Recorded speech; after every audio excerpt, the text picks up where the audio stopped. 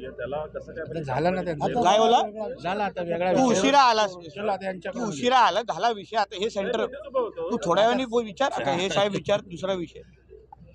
आज मुंबईतल्या 56 म्हाडा वसाहतींवर राहणाऱ्या लाखो रहिवाशांना दिलासा देणारा निर्णय शासनानं त्या ठिकाणी जाहीर केला. 56 वसाहतींवर वाढीव सेवा शुल्क, ज्या 56 म्हाडा वसाहती आहेत तिथं लाखोच्या संख्येने मध्यमवर्गीय मराठी माणूस राहतो, ज्याला 1.5-2 लाखाचं वाढीव सेवा शुल्क भरण्याच्या नोटीसचा तगादा लावलेला आहे. आणि त्याच्यामुळं हा सगळा मध्यमवर्गीय भयभीत होता. अनेकदा सभागृहात आश्वासनं दिली, बाहेर दिली, मागच्या 2.5 वर्षाच्या काळातही दिली, परंतु हा विषय निकाली निघाला नव्हता. काही महिन्यापूर्वी गोरेगावला नेस्कोमध्ये आम्ही एक गृहनिर्माण संस्थांची सहकार परिषद घेतली होती, जिथे राज्याचे मुख्यमंत्री, उपमुख्यमंत्री आणि गृहनिर्माण मंत्री उपस्थित होते. त्याही ठिकाणी त्या हाऊसिंग परिषदेमध्ये मागणी पुढे आली होती.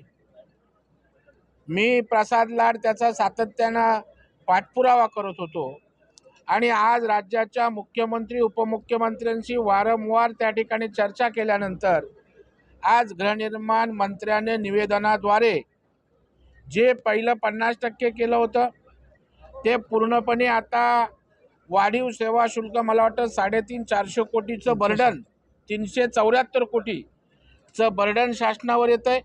ते त्या ठिकाणी म्हाडाला पैसे दिले जाणार आहेत.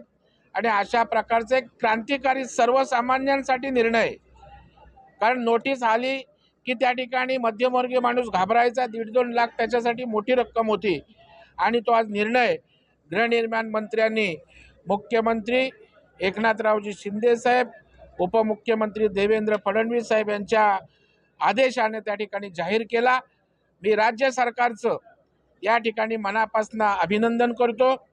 56 वसाहतीमध्ये राहणाऱ्या लाखो रहिवाशांच्या वतीनं मी सरकारला धन्यवाद देतो. आणि अशाच प्रकारे गृहनिर्माणमध्ये राहणाऱ्या सर्वसामान्य लोकांच्या पाठीशी या ठिकाणी सरकार आहे, त्यांनी राहावं ही या ठिकाणी मी प्रार्थना करतो. गृहनिर्माण संस्थांना मुंबई मध्यवर्ती बँकेमध्ये खाते खोलण्याची सक्ती सरकारनं केली, कसं पाहताय? जरा माहिती घेऊन प्रश्न विचारत जा. काय आहे सांगा, काय आहे नोटीस? ती गृहनिर्माण संस्था कंपल्सरी नाही. हे पहिल्यापासून मला जरा आपल्याला विनंती आहे, कोणाचा तरी टार्गेट, कोणाचा तरीचा अजेंडा हे मुंबई बँकेने काही केलेलं नाही. राज्य सरकारचा हाऊसिंग सहकारी संस्थांनी त्या ठिकाणी खातं जिल्हा मध्यवर्ती बँकेत निवडावं अशा प्रकारचा निर्णय काँग्रेस सरकारनं घेतलेला आहे. अगोदरपासून गेली 15-20 वर्ष आहे. तो राबवावा म्हणून त्या कायद्याच्या आधारे आम्ही विनंती पत्र दिलं. मुंबई बँके कायदा बनवत नाही, कायद्याने त्यांना त्या ठिकाणी कोणाला सांगत नाही. त्याच्यामुळे मला वाटतं प्रश्न विचारताना पण ती माहिती घेऊन विचारलं तर मला वाटतं शेवटी आपण आमचा आरसा आहात, आपल्या माध्यमातून बाहेर जातात. अशा प्रकारची कुठलीही सक्ती नाही. कायद्यानुसार त्या ठिकाणी सहकारी गृहनिर्माणांनी संस्थेने अकाउंट उघडावा असा तो कायदा आहे, त्या अनुसार त्यांनी उघडावं. ही काय जोर जबरदस्ती नाही. राष्ट्रीयकृत बँकांना का परवानगी देण्यात नाही? ते आता परवानगी देणाऱ्यांना विचारा. एका बाजूला सहकार वाढावा अशा प्रकारची भूमिका घेतो आणि जर जिल्हा मध्यवर्ती बँकांना दिलं तर पोटात दुखायचं काय कारण आहे? नॅशनलाइज बँका कोण आपल्या जावंही लागतात का, ज्यांची बाजू आपण घ्यायला? जर उत्तम बँका असतील, सक्षम बँका असतील तर आपण सपोर्ट केला पाहिजे ना. एकीकडे सांगायचं सहकाराचा महाराष्ट्र आणि सहकारात पैसे ठेवले बँकेत की त्या ठिकाणी पोटदुखी व्हायची. मला वाटतं हे बरोबर नाही. आणखी काय काय तुमचं है? कुठला पेपर तुमचा?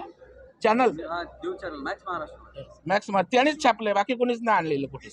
चलो, कुठल्याच चॅनलला नाही. तुमचा अजेंडा सेट करण्यासाठी आहे.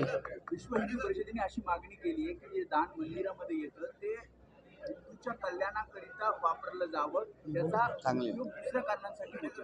एक लक्षात ठेवा, जेव्हा मुस्लिम लोकांच्या ज्या मशिदी असतात, ज्या ज्या धर्माची प्रार्थना स्थळं आहेत, ते त्या धर्माच्या त्या लोकांना त्या ठिकाणी चॅरिटीतनं मदत करत असतात.